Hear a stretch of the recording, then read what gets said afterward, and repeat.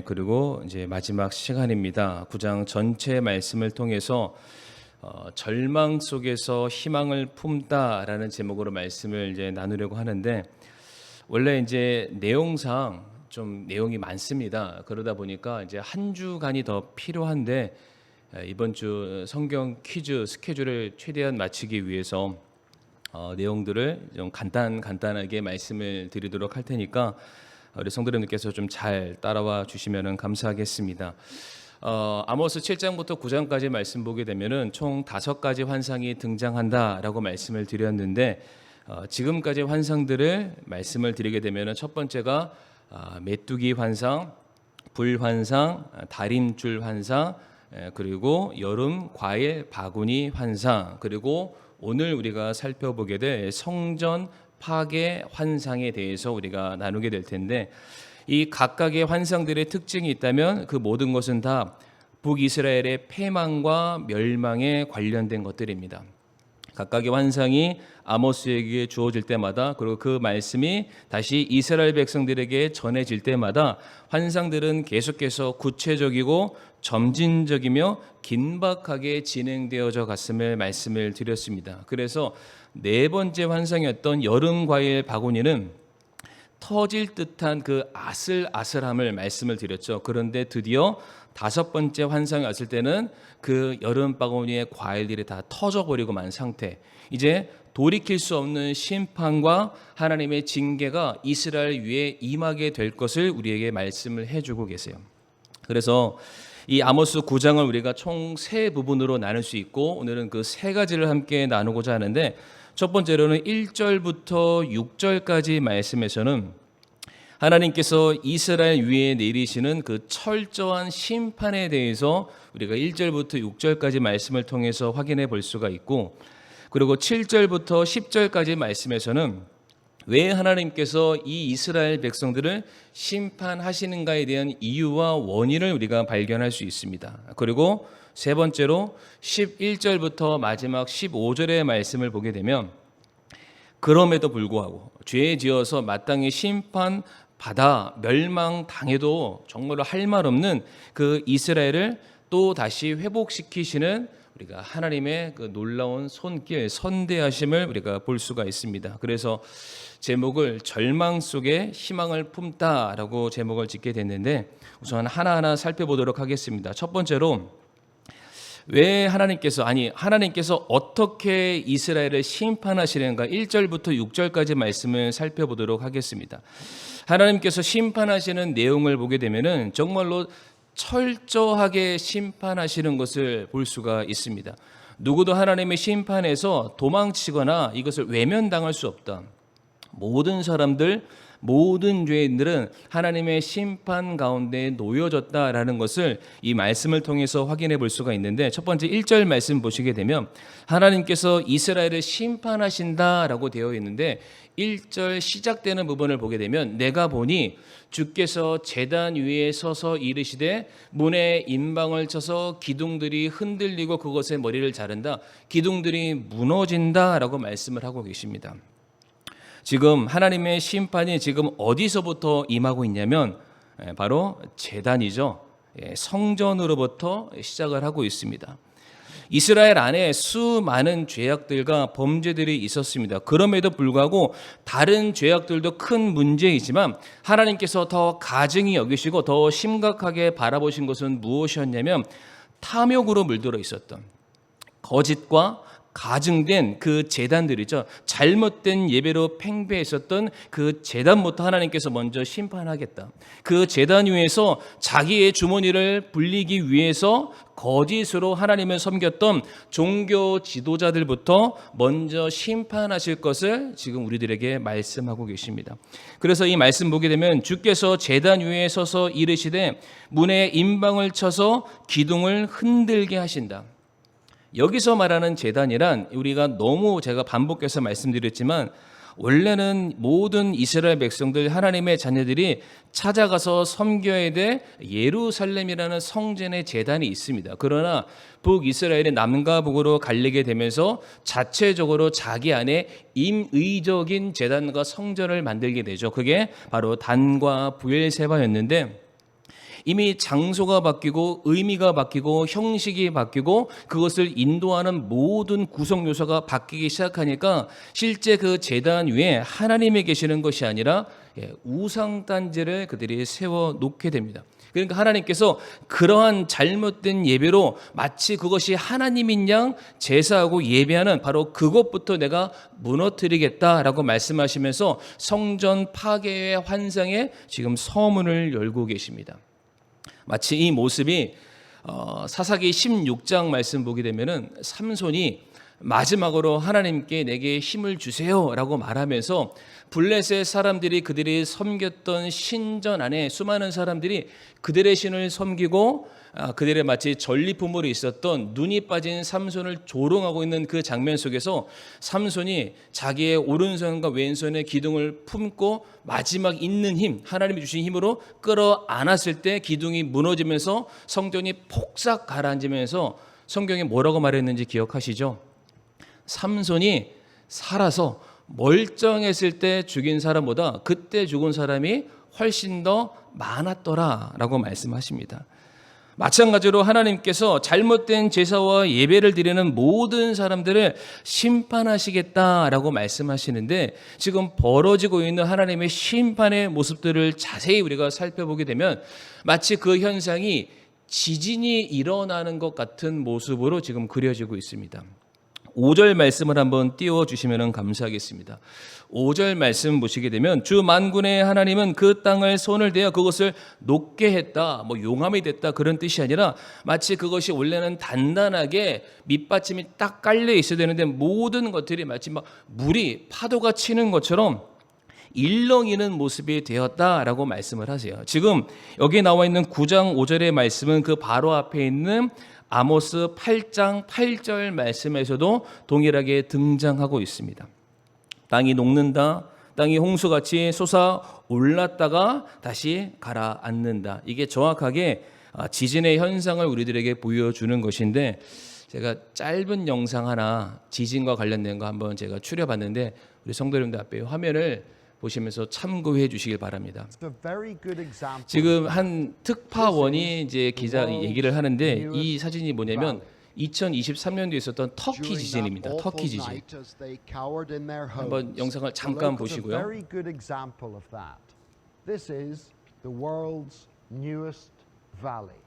지금 무슨 말을 하냐면 지진이 일어나고서 지구상에 존재하지 않았던 계곡이 생겼습니다 라고 지금 말을 하고 있습니다.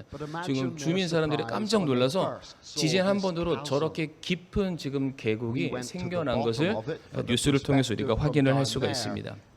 조금 더 영상으로 아마 드론으로 촬영한 것 같은데 저기에 있는 계곡 갈라짐이 원래 있었던 게 아닙니다. 터키에 있었던 지진으로 말미암아 생긴 깊고 깊은 협곡이죠. 어떤 사람들은 지진이 일어나면은 자기 집 밑에 대피소에 피하겠다라고 말을 하는데 이거 보면은 그 집 밑에 대피소는 아무런 의미가 없는 것 같습니다.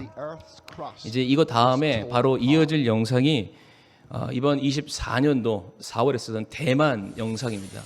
풀장의 물들이 마치 막 큰 풍랑을 맞이한 것처럼 막 위에서 쏟아지는 거죠. 저기 보면은 산사태가 막 일어나고 있습니다. 네, 조금 더 영상이 나올 텐데 지금 사람들이 이 지진으로 말미암아서 엄청나게 격앙되어서 지금 놀라고 있는 그런 상황들을 우리에게 보여주고 있습니다. 이게 고속도로 위에인데 지금 차들이 이렇게 흔들리는 모습을 또 보여주고 있고요. 저 멀리 어떤 섬에는 지금 저 자체가 지금 다 지금 무너져 내려져 있는 그런 상황이라고 지금 말해주고 있습니다. 이건 한 카페인 것 같습니다. 카페에 모든 집기류들이 지진이 한번 일어나왔더니 이렇게 다. 참 감사한 거는 우리 대만에 우리 선교사님이 계신데 이곳과는 전혀 좀 멀리 떨어진 곳이라서 아무런 피해가 없었다라고 말합니다. 강력한 이 철근으로 만들어 있는 그 건물마저도 지금 쏟아져 내리는 그런 상황이죠. 이게 이 대만의 경우에는 진도 7.4의 지진이 일어나서 이와 같은 일들이 일어난 겁니다. 그런데 이 7.4 우리 그 일본에서 있었던 후쿠시마 원전 그 터졌을 때 그 지진은 약 9.0이라고 합니다. 그러니까 아마 이보다 더 큰 지진이 대만에 왔었다면은 지금 아마 저 빌딩은 그냥 그 자리에 서 있지 아마 못했을 것입니다. 영상은 이제 내려주시고, 최근에 우리가 간접적으로 경험했던 지진의 위력에 대한 몇 가지 사건을 말씀드리게 되면은 2004년도에 인도양에 지진 해일이 일어나서 쓰나미가 몰려왔던 거 아마 기억하실 겁니다. 정확하게 지금 20년 전 사건인데, 그때 그 사건으로 말미암아 23만 명이 사망을 하게 됩니다. 그리고 2010년도에는 아이티에서 지진이 일어나게 되는데, 그때도 약 50만 명의 사상자가 발생을 하게 됩니다. 그리고 2011년도에 후쿠시마에서 일어났던 지진으로 말미암아 사망자만 약 15,000명이 발생했다고 하고요. 이와 같은 지진이 다 있고 난 이후에 그 다음에 위성사진을 찍게 되니까 지형 자체가 변화됐다고 합니다. 그러니까 제가 뭘 말씀드리냐면은, 이러한 지진들은 대비한다고 대비할 수 있는 게 아니라는 것이죠. 준비한다고 준비하거나 이런 것을 감당할 수가 없습니다. 갑자기 몰려드는 이런 자연재해죠. 한 번의 지진으로 말미암아 수천에서 수만 명의 인명피해가 일어나고 있고요. 건물이 흔들릴 정도가 아니라 지각이 움직이기 때문에 그야말로 자연재해가 발생하게 되는 것입니다. 다음 사진 하나 보여주시면 감사하겠는데, 어떤 도표죠. 지금 우리 성도님들 보시는 게 1700년도부터 2000년도에 이르기까지 지진이 발생한 그 횟수를 기록한 누적한 데이터가 되겠습니다. 그런데 갈수록 어떻게 되나요? 지진의 횟수가 많아지고 있고 더 지금 강력해지고 있습니다. 마태복음 24장 7절 말씀 보게 되면은 제자들이 예수님께 묻습니다. 주님, 말세 때 그때 어떠한 일들이 일어납니까? 주님께서 오신다고 말씀하시는 그때가 마지막일 텐데 그때는 어떠한 일들이 일어납니까? 라고 물어봤을 때 주님이 말씀하시기를 곳곳에 지진이 일어나게 될 것이다 라고 말씀을 하십니다. 뿐만 아니라 스가랴서 14장 4절과 5절 말씀 보게 되면은 주님께서 이 땅을 다스리시고 심판하시는 주의 날이라고 성경은 말하고 있는데, 그분이 이 땅에 좌정하시게 되었을 때에 14장 4절부터 5절까지 말씀 보게 되면은 그냥 산이 갈라지고 높은 곳은 메꿔지고 그리고 낮은 곳은 차 올라오는 그런 현상들. 5절 말씀에 그것을 정확하게 지진이다라고 말씀을 하고 계세요. 그러니까 하나님께서는 이 땅의 마지막 때에 하나님을 믿지 않는 모든 사람들, 이 죄악 많은 세상을 어떠한 모습으로 심판하시냐면은 바로 지진으로 그 땅을 심판하시게 됩니다. 근데 중요한 것은 이 하나님께서 이와 같은 엄중한 하나님의 심판으로 우리를 다스리실 거예요. 죄인들을 다스리시게 될 텐데 이 지진으로만 끝나지 않습니다. 1절 후반절 말씀 보게 되면 무엇을 말씀하고 계시냐면, 하나 더 넘겨서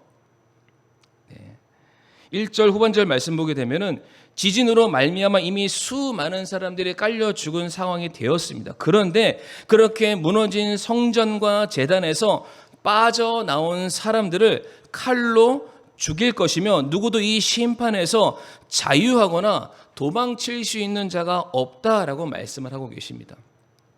누구도 피할 수 없는 지진과도 같은 자연재해가 먼저 일어나고, 그로 말미암아 극심한 피해를 본 상황에서 이미 모든 사람들이 권투로 따지면 넉다운돼서 지금 쓰러져서 1, 2, 3, 4 카운트를 세고 있는데, 그러한 사람들을 또한 하나님께서 찾아가서 전쟁을 일으켜서 그들을 칼로 죽이시겠다라고 말씀을 하고 계십니다.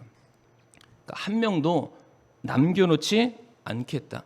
하나님의 철저한 진멸의 심판이 이르게 될 것이다 라고 말씀하고 계십니다.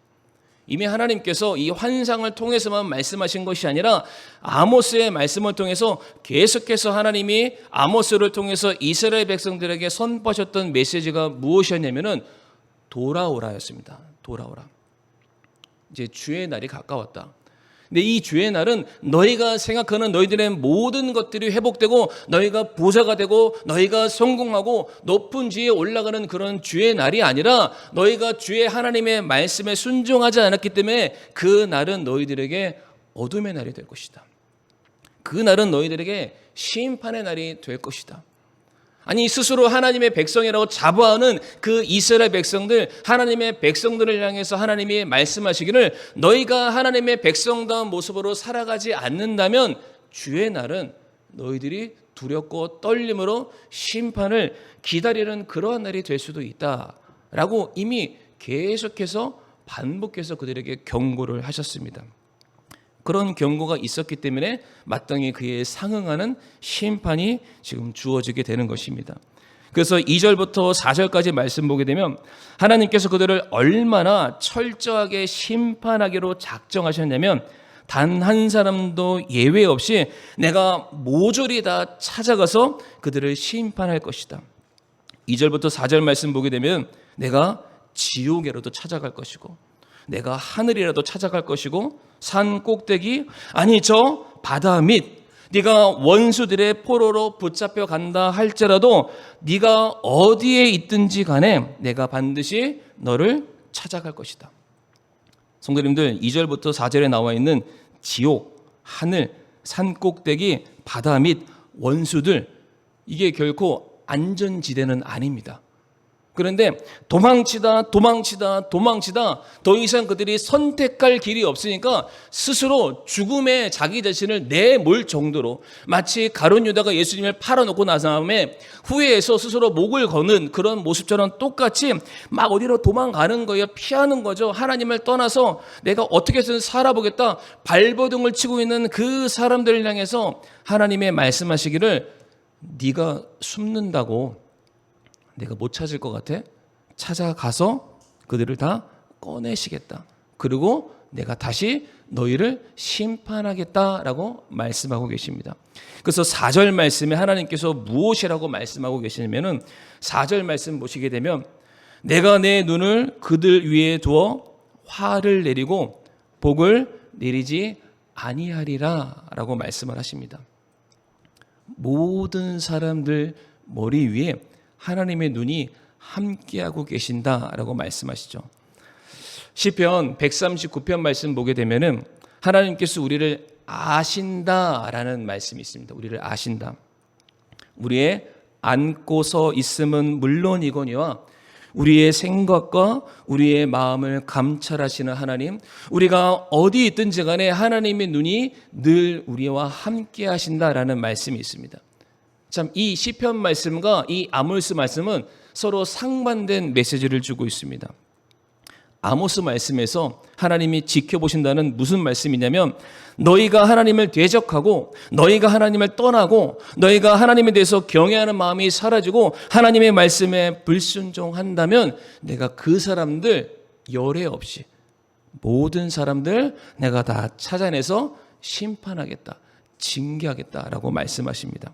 그러나 반대로 시편 139편의 말씀을 보게 되면은 온전히 하나님만 찾고 하나님만을 구원자로 인정하며 섬기는 그 사람은 내가 항상 그를 지켜줄 것이고 내가 그가 어디 있든지 간에 사망의 음침한 골짜기를 헤매고 있다 할지라도 내가 너와 함께 할 것이고 내가 너를 건져줄 것이고 내가 너를 보호할 것이고 내가 너를 구원할 것이다 라고 말씀하고 계십니다. 그러니까 하나님의 눈은 지금 동등하게 우리 머리 위에 우리를 항상 지켜보고 계십니다.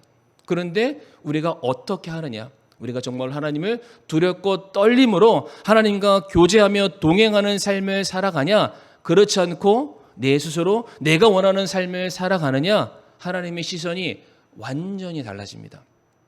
한쪽은 정말로 사랑이 넘치는 그 시선으로 우리를 바라보시면서 내가 어떻게 더 많이 사랑할까라는 그 눈빛으로 우리를 바라보신다면 다른 한쪽에서는 이미 하나님의 눈이 시뻘겋게 이게 막 눈이 싹 올라가서 어떻게 해서든 내가 징계하겠다 그런 눈으로 우리를 바라보신다라는 겁니다. 근데 제가 이 1절 말씀을 묵상하면서 참 두렵고 떨렸던 것들이 어떤 것이었냐면 하나님의 심판이 가장 먼저 임하는 곳이 성전이었구나. 우리 생각해서는 술집에 갈 것 같고 하나님을 믿지 않는 나라부터 심판하실 것 같고 죄로 간영한 곳부터 하나님께서 심판하실 것 같은데 하나님의 심판이 가장 먼저 임한 곳이 성전이었다라고 말씀을 하십니다. 이스라엘 백성들에게 있어서 성전의 타락은 민족의 타락입니다. 그들의 정체성은 하나님을 섬기는 예배로부터 제사로부터 시작됐는데 그 제사가 무너지니까 민족이 무너질 수밖에 없는 것입니다. 근데 오늘날 이와 같은 성전을 우리가 굳이 비유로 따진다면은 교회다라고 말씀을 드릴 수가 있을 텐데 오늘날도 마찬가지죠. 교회가 교회로서 이 자정 능력을 상실하게 된다면 이 세상에 빛과 소금의 역할을 온전하게 우리가 감당하지 못한다면 하나님께서 가장 먼저 심판하는 곳이 어디일까? 심판의 때 교회로 달려오신다고 안전한 곳이 아닙니다. 정말로 우리가 어떻게 하나님을 섬기고 어떻게 하나님을 예배하는가에 따라서 모든 것들이 바뀔 수가 있습니다. 누가복음 12장 48절 말씀에 이런 말씀이 있습니다. 화면에는 없는데 많이 맡은 자에게 하나님께서 많은 것을 요구하시겠다라고 말씀하십니다. 하나님께서 저와 성도님들에게 정말로 많은 것을 주셨습니다. 계속되는 하나님의 말씀을 주셨고요. 이 시대에 죄악 가운데 살아가고 있는 사람들은 알지 못하는 하나님의 심판의 때가 어떠한지, 그 마지막 때 종말의 때가 어떠한지에 대해서 우리는 말씀을 통해서 계속해서 듣고 깨어있는 삶을 살아가고 있습니다. 그리고 우리로 하여금 그 마지막 때가 다가옴을 마치 아모스와 같이 대언자 역할을 감당해서 내가 사랑하는 이웃과 가족과 친지들에게 전달하라는 사명을 우리에게 먼저 주셨습니다.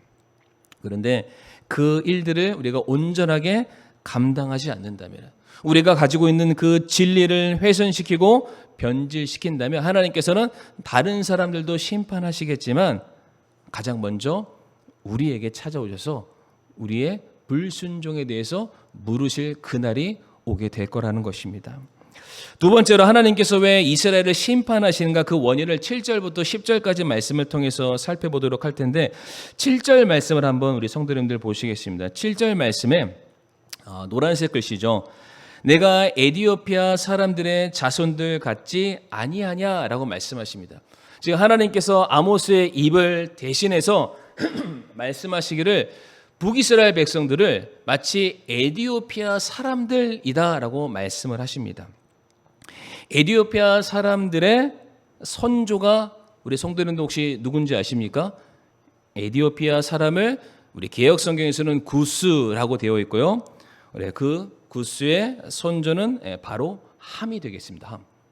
노아의 아들이죠.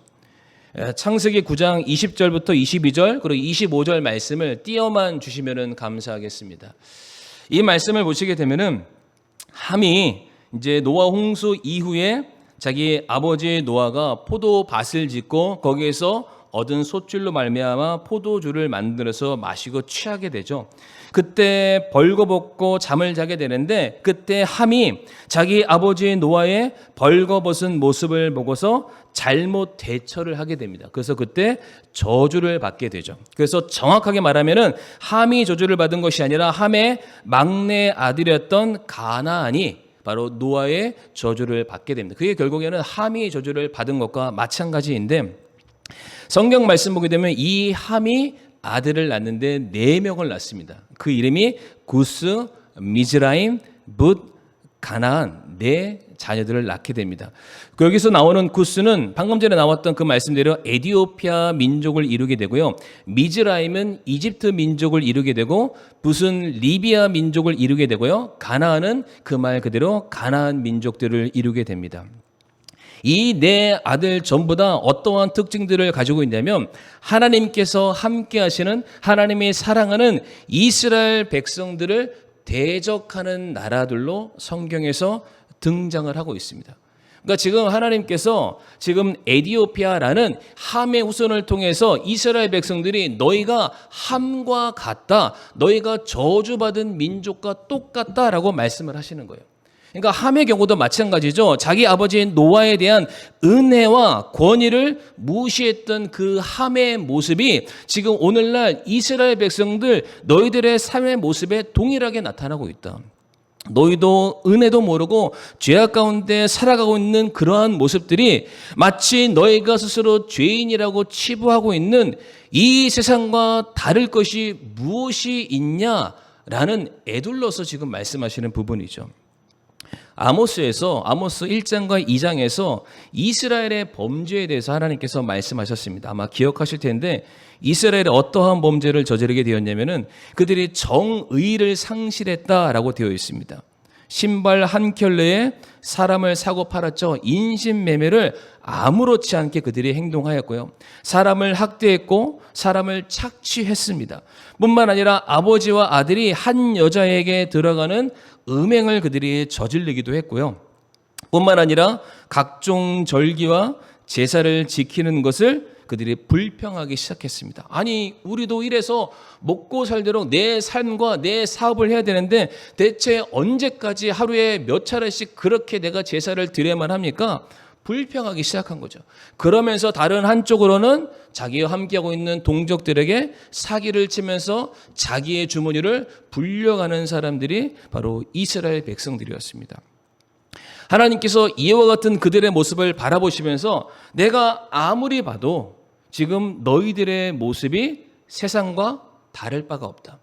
너희가 이방이라고 치부하고 저주받은 후손이라고 말하고 있는 에티오피아 사람들과 너희가 다를 것이 무엇이냐. 그렇기 때문에 내가 너희들에게 복을 주어야 될 이유도 없고 내가 너희들을 내 자녀처럼 아끼고 사랑해야 될 이유도 없다라고 지금 말씀하고 계십니다. 그게 에티오피아라는 그 이름 안에 지금 다 들어있는 내용이 되겠습니다.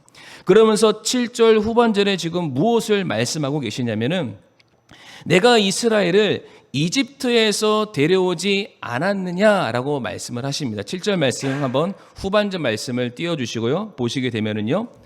하나님께서 이스라엘 백성들을 이집트에서 구원하셨다라고 말씀하시면서 그 옆에 블레셋 사람들을 갑돌에서 데려왔다라고 말씀하시고요. 시리아 사람들을 기르에서 데려왔다. 지금 이스라엘과 블레셋과 시리아가 한꺼번에 등장하고 있는데 블레셋과 시리아는 아람을 말합니다. 모두 이스라엘 좌우의 진영에 함께 살고 있는 민족들이 되겠습니다.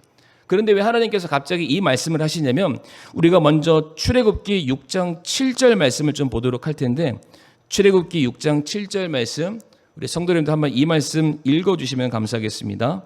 시작.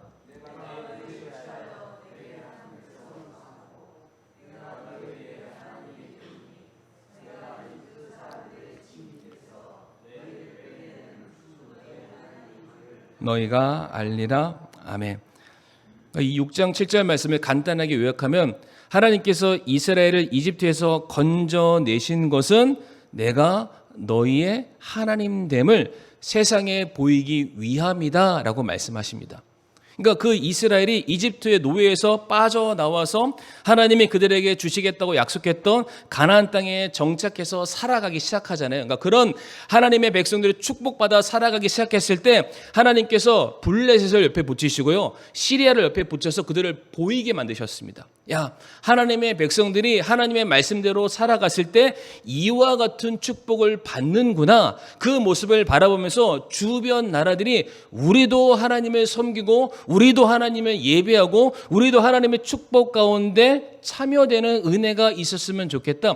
그런 차원에서 샘플로서 하나님이 이스라엘을 가운데 보내셨고 주변 나라들을 붙이셨다라는 거예요. 그런데 그 이스라엘이 하나님의 백성으로서 온전한 삶의 모습을 살아갔던 것이 아니라 에티오피아처럼 또 다른 나라들처럼 똑같이 죄를 지으면서 그들이 살아갔다라는 거예요. 무슨 말씀인지 이해가 되시죠?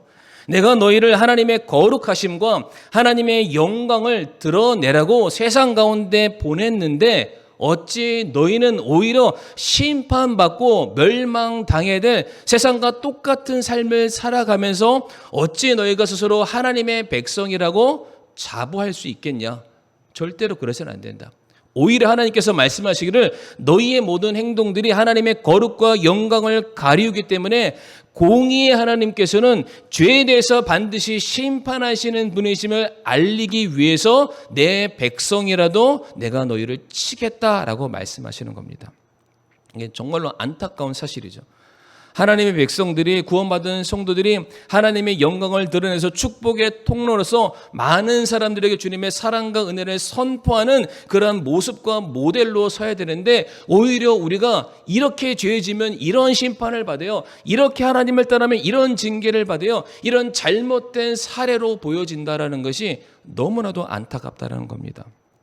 이어지는 10절 말씀에 이스라엘 백성들의 죄에 대해서 또 하나 말씀하고 계시는데, 10절 말씀 보게 되면 백성 중에 모든 죄인 곧 재앙이 우리를 따라잡지 못하며 우리보다 앞서가지 못하리라 하는 자들은 칼에 죽으리라 라고 되어 있습니다. 무슨 말이냐면 하나님의 말씀이 이스라엘에게 주어졌습니다. 그런데 이 주어진 말씀에 대해서 이스라엘 백성들이 뭐라고 말하냐면 그 말씀은 이루어지지 않을 거야. 그렇게 살 필요가 전혀 없어. 이렇게 말하는 자들을 하나님이 심판하시겠다라는 거예요. 무슨 문제입니까?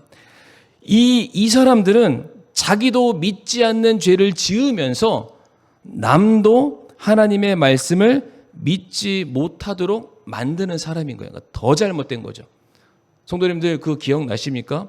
신약 성경에 예수님께서 바리새인과 사두개인들, 그 사두개인들을 향해서 말씀하시죠. 너희가 2배나 더 지옥 자식 만든다. 자기 스스로도 행함으로 지옥 가고 있고요. 그렇게 행동하는 게 마치 의인 것처럼 말해서 그들을 바라보고 똑같이 따라 살게 만드는 그들의 행위를 바라보면서 너희가 2배나 더 지옥 자식 만든다라고 주님께서 그들을 책망하셨습니다. 마찬가지죠. 너희가 지키지 않을 거면 차라리 남이라도 지키게 만들든지 해야 되는데 너희도 지키지 않으면서 야, 안 지켜도 괜찮아, 그런 식으로 말한다니 내가 너희를 당장 심판하겠다. 이게 바로 하나님께서 이스라엘을 심판하시는 이유의 말씀이 되겠습니다. 이게 오늘날 이게 우리 교회를 향해서 하나님이 주시는 그런 말씀이다라고 저는 그렇게 믿습니다. 교회에게 주어진 사명과 책임이 있습니다. 우리 성도들에게 주어진 사명과 책임이 분명히 있습니다.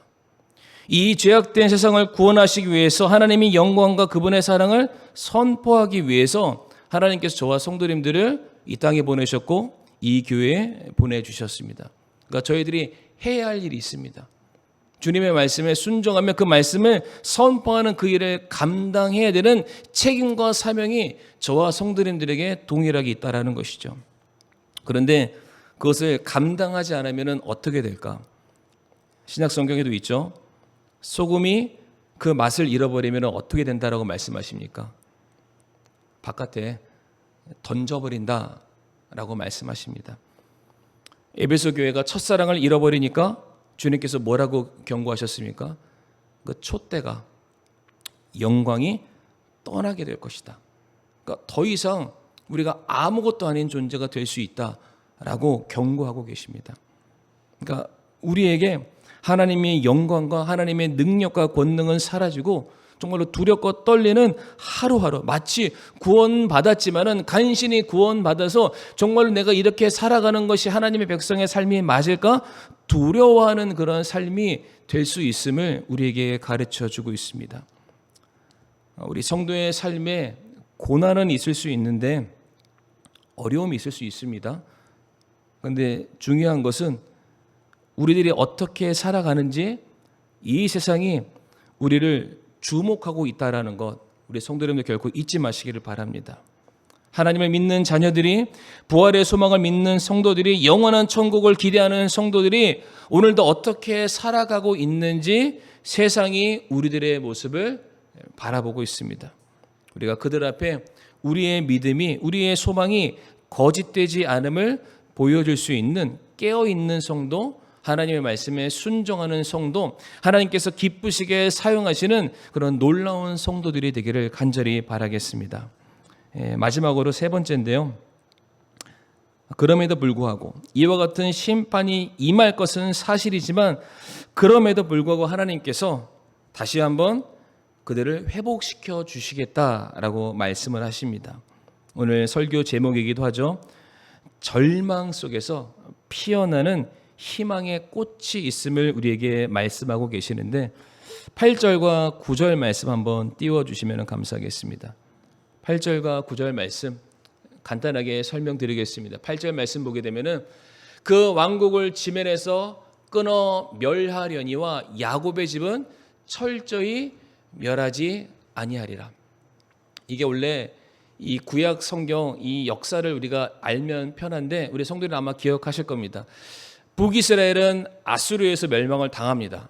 그리고 남유다는 조금 더 버티다가 나중에 바벨론에 의해서 포로로 붙잡혀 가게 됩니다. 그러니까 실제로 북이스라엘은 완벽하게 다 멸망을 하고요. 남아있는 남유다의 경우에는 전쟁으로 말미암아 멸망당할 뻔했지만 그들이 포로로 붙잡혀 갔다가 거기 안에서 삶을 살다가 다시 하나님의 은혜로 다시 그들의 고향 땅으로 돌아오는 거 아마 기억하실 겁니다. 지금 8절 말씀이 정확하게 이스라엘 백성들이 이와 같은 환난과 핍박과 고난과 어려움을 당할 것이지만 그럼에도 불구하고 하나님께서 그들을 다시 자기의 고국 땅으로 보내주실 것이다. 그래서 9절 말씀에 채로 곡식을 채질하는 것 같이 마치 들었다 놨다 정말로 내가 어디서 뭘 하는지 정신도 차릴 수 없을 만큼 하나님이 그렇게 징계할 것이지만 9절 하반절에 뭐라고 되어 있습니까?